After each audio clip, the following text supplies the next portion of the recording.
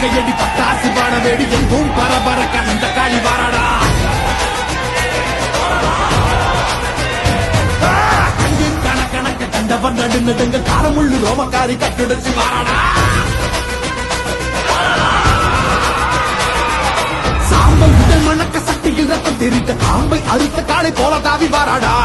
பெரியவங்க நெஞ்சில் நிறைஞ்ச பட பிச்செறிஞ்ச வந்திகளை திட்டு தின்ன வாராடா.